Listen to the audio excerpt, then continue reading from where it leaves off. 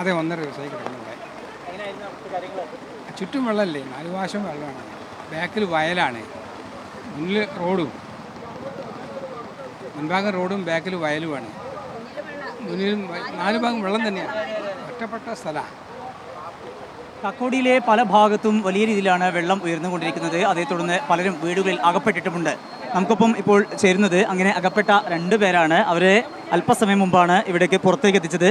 ഫയർഫോഴ്സിൻ്റെ dinghy boat എത്തിച്ചുകൊണ്ടാണ് ഇവരെത്തിച്ചത്. ഇപ്പോൾ എത്ര സമയമായിട്ട് നിങ്ങൾ അതിനകത്ത് 1.5 ദിവസമായിട്ട് കിടക്കുന്നു എന്നാണ് അറിഞ്ഞത്?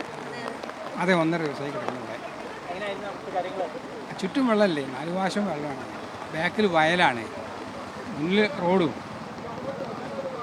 മുൻഭാഗം റോഡും ബാക്കിൽ വയലുമാണ്. മുന്നിൽ 4 ഭാഗം വെള്ളം തന്നെയാണ്. ഒറ്റപ്പെട്ട സ്ഥലമാണ്.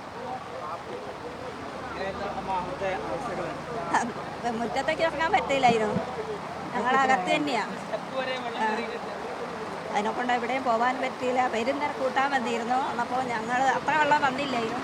അന്നേരം പിന്നെ പോയില്ലേ. ഇന്നലെ ഞങ്ങൾ കൂട്ടാൻ വന്നിരുന്നു, പക്ഷേ അന്നേരമൊന്നും വെള്ളം അത്ര പോലെ ഉണ്ടായിരുന്നില്ല.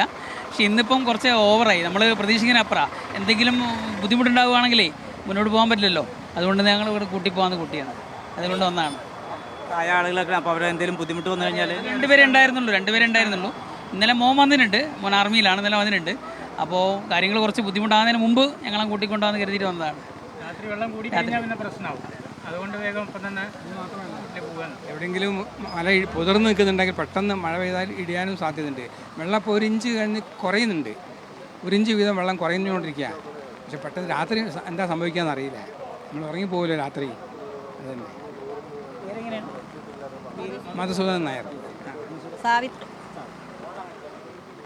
എന്തായാലും 2 പേരെയും ഇപ്പോൾ ഫയർഫോഴ്സ് ഉദ്യോഗസ്ഥരെത്തി പുറത്തേക്ക് എത്തിച്ചിട്ടുണ്ട്. വലിയ ആശ്വാസമാണ് അവരെ സംബന്ധിച്ച്. കഴിഞ്ഞ 1.5 ദിവസമായിക്കൊണ്ട് അവർ വലിയ ബുദ്ധിമുട്ടിലായിരുന്നു.